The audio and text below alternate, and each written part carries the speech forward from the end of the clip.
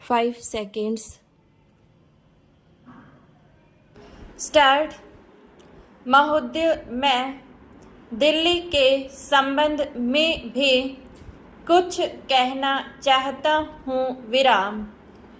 अब दिल्ली चूँकि केंद्र शासित क्षेत्र है और दिल्ली को केंद्र शासित क्षेत्र माना गया है, तो स्वभावतः दिल्ली वालों को यह आशा थी कि केंद्र से शासित होने से यहाँ पर उन्नति होगी और यहाँ के लोगों को कुछ सुविधा मिलेगी, संतोष प्राप्त होगा।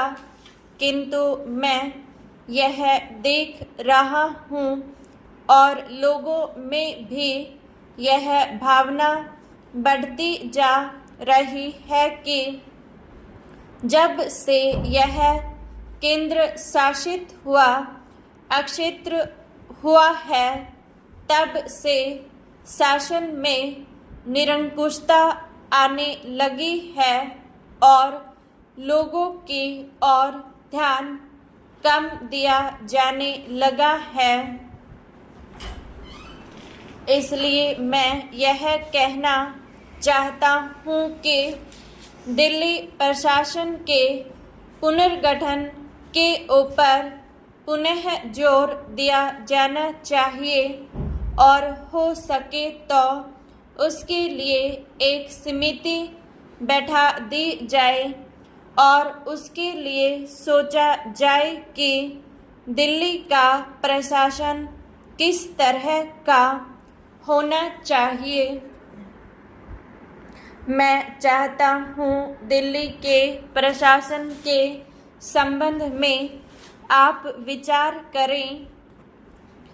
भ्रष्टाचार के संबंध में यहाँ बहुत कुछ कहा गया है, मैं पुनः उसको दोहराना नहीं चाहता, किंतु इतना अवश्य कहना चाहता हूँ कि आज देश में जनता का जो नैतिक स्तर है वह दिन प्रतिदिन गिरता जा रहा है।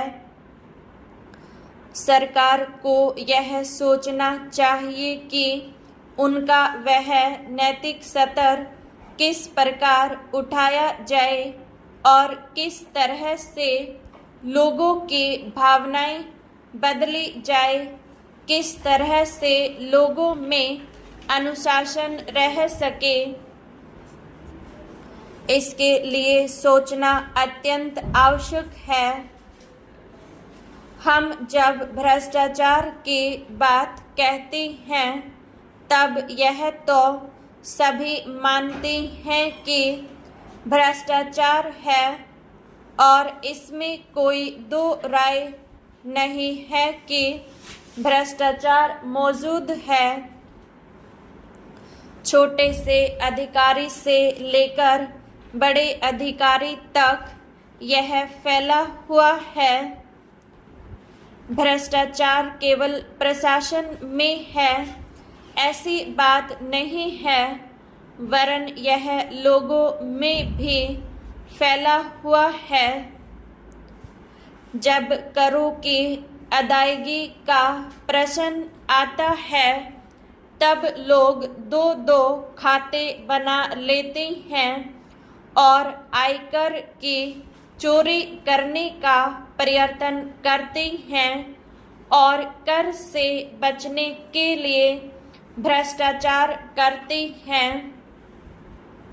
जैसे बगैर दोनों हाथों के ताली नहीं बज सकती, ठीक वही बात भ्रष्टाचार के संबंध में लागू होती है।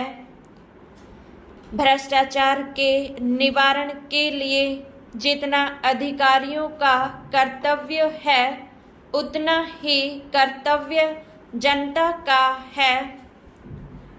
अधिकारियों को तो सतर्क रहना ही चाहिए, क्योंकि यह जो संसद है वह कानून बनाकर उनके हाथ में दे देती है, उसका कार्यान्वयन करने के लिए जनता और नौकरशाही को सहयोग से कार्य करना चाहिए।